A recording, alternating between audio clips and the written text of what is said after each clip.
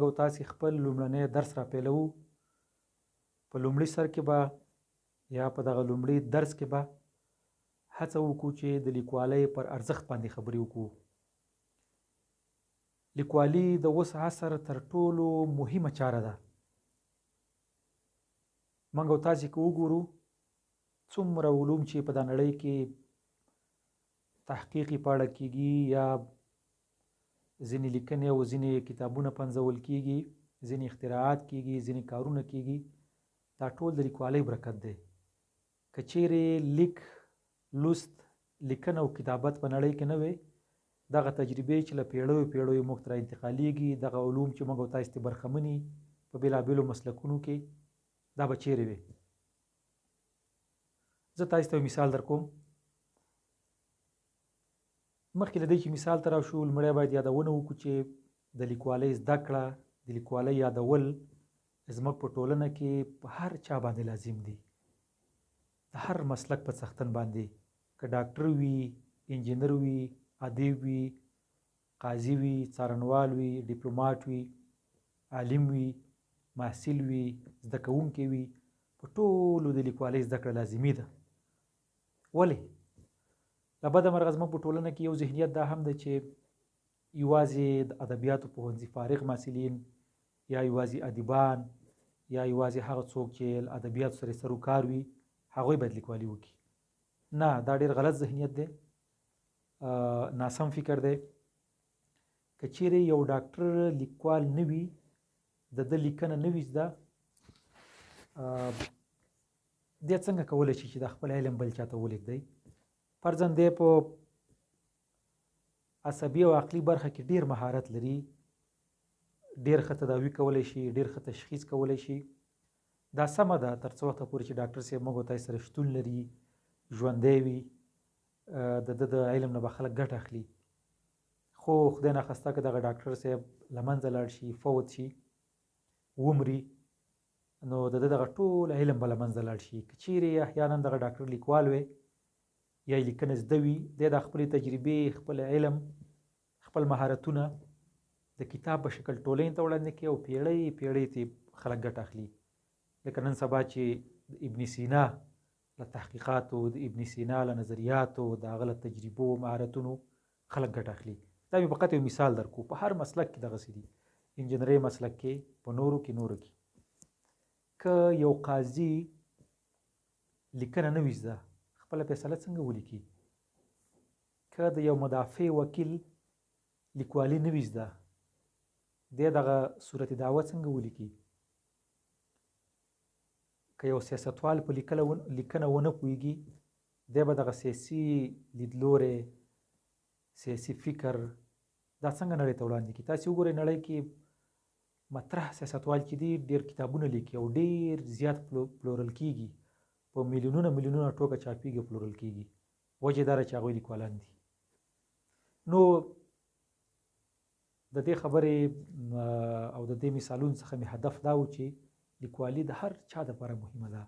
دا سمه ده، ادیب بېله دې هم لیکوال دی، ادیب بېله دې هم د ټولنې دردونه په شعر کې راخلي، په لیکوالۍ کې راخلي، په داستان کې راخلي، بېلابېلو برخو کې راخلي. خو مهمه دا ده چې د ټولنې د نورو مسلکونو څښتنان لیکوالي زده کړي، خپل علم، خپل مهارتونه د لیکنې په واسطه نورو ته ولیږدوي.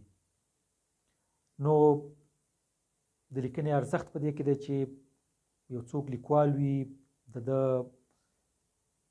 علم به دوام کوي، پیړۍ پیړۍ به د ده علم نه خلک ګټه اخلي.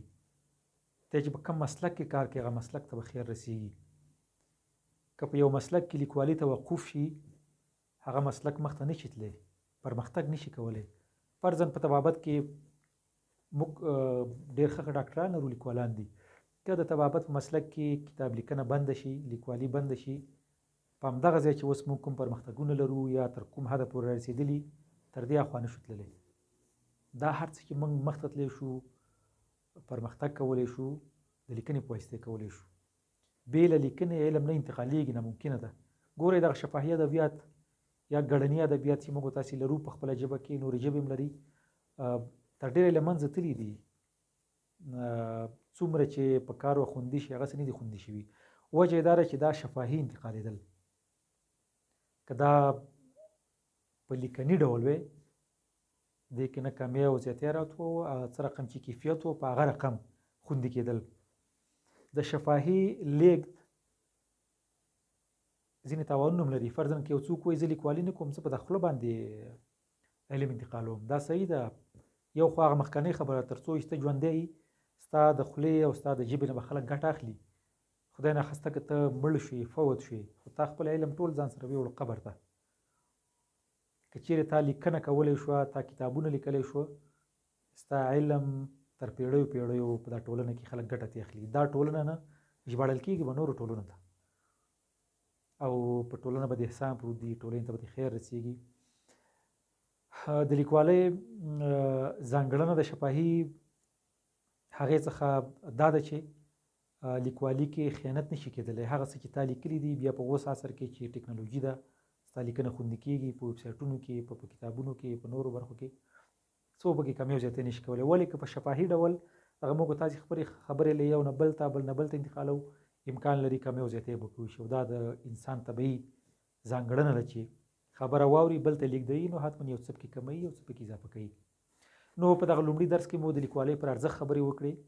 لیکوالي ډېره مهمه چاره ده که غواړو چې خپله هم په خپل مسلک کې مخته لاړ شو، غواړو چې نور مسلکونه خلکو ته معرفي کړو، غواړو چې خپل فکر خلکو ته ولېږدوو، خپل مهارتونه راتلونکي نسل ته ولېږدوو، نو باید لیکوالي زده کړو. په اوسني عصر کې لیکوالي ډېره مهمه ده. که یو څوک لیکوال نه وي هغه فلج دی. ډېر سیاستوال شته ځان ته پیسو باندې لیکوالان نیولي کار ورته کوي. دا ډېر ناسم کار دی. خلک فکر کوي چې دا سیاستوال لیکنه خپله کوي یا یو غټ موقف څښتن دی، خو په ځای دی چې بل څوک یې ولیکي، که دی خپله ولیکي کیفیت به یې څومره جوړ وي، د ده دغه د زړه خبره به څومره د زړه نه راوتې وي او څومره به سم کیفیت سره لیږدول شوي وي. ډېر خلک شته چې نور خلک ورته کتابونه لیکي، دا هم سمه چاره نه ده. دا ډېر اسان کار دی چې موږ تاسې شروع کړو، باید زده کړو. نو لومړی درس مو همدومره و. په راتلونکو درسونو کې د خیره په نورو برخو باندې کار کوو، د پلان سره سم مخته ځو او لیکوالي به کوو. تاسو ته ښه وخت، ښه امید لرم.